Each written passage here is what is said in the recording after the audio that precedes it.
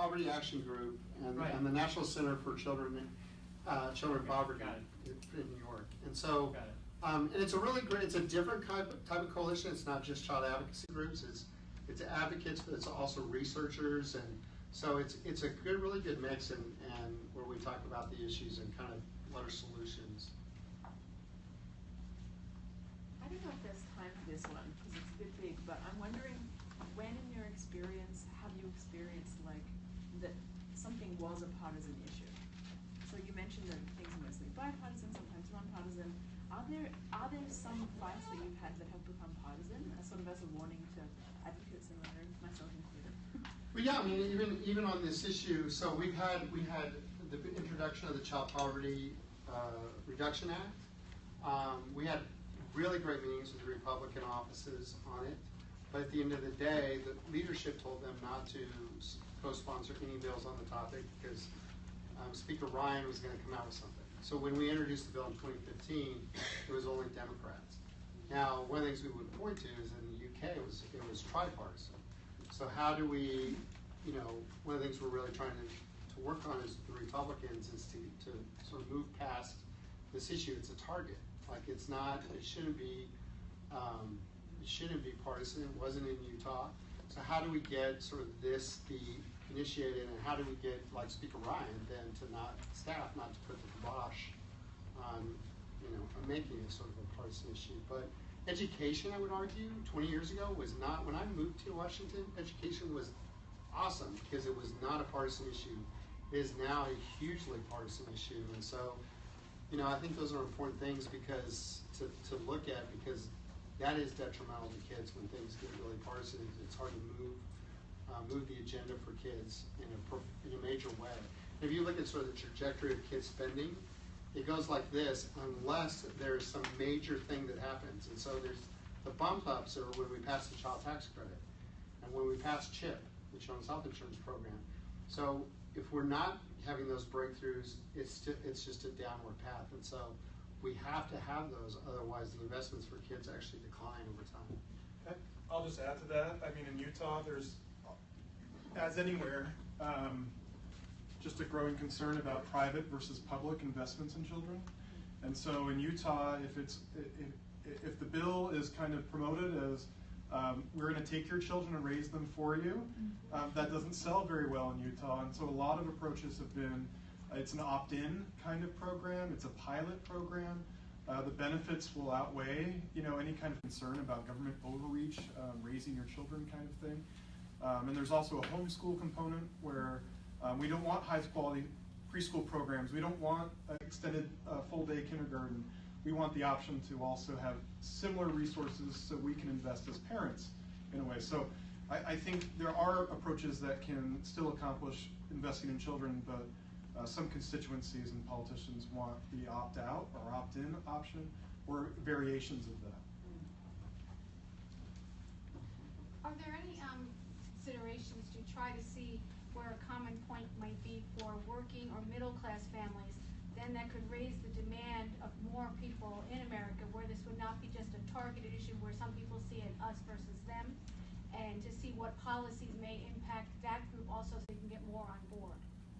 Yeah, absolutely. I think for example, one of the things like Ivanka Trump's put out this idea of a child care tax credit, right? And so we've looked at that now. Unfortunately, it's way heavy toward, wealthier families and less toward kids. And so how do we get some more balance on that? But one of the things that does speak to what Dr. Gibbs was talking about in that is that there's some Republicans who like this idea because it gives families sort of a credit to use the money for kids and childcare, but it also gives families money for stay-at-home moms.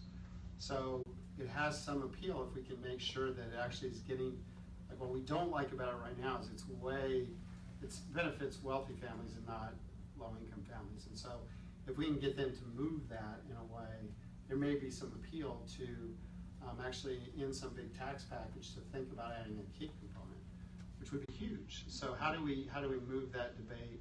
So we're going to talk on the Hill with the Child Poverty Action Group, who's putting out a tax paper to try to sort of move that debate in a way that helps families, you know, and working families as well. Yeah. One of the issues that's cuts across classes that you see a lot at the state level is paid family leave, which benefits both low-income people and middle-class people, but it particularly benefits low-income people because parents aren't forced to choose between putting food on the table and take care of a sick kid.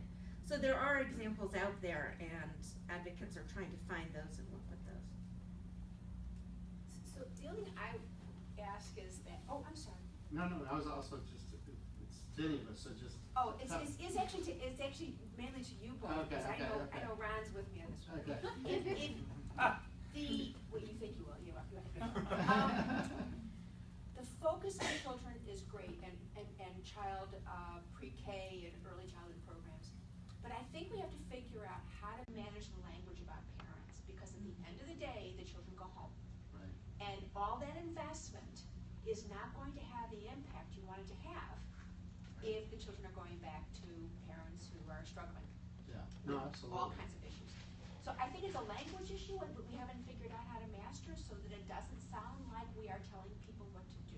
Yeah, I think that's right. I think this 2-gen movement that Dr. Gibbs talked about, and you know that we've I think all referenced to some extent, I think is an important one because it does get to the importance of investing in the kid, but also in the parents.